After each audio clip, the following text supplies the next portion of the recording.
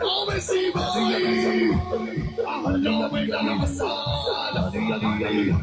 لیان اگر به اینها رو بزنم یا تیز کسی غیر تصارو بزنم از رام شما فقط مدد میخواهم با ذکر شما نعره یاهو بزنم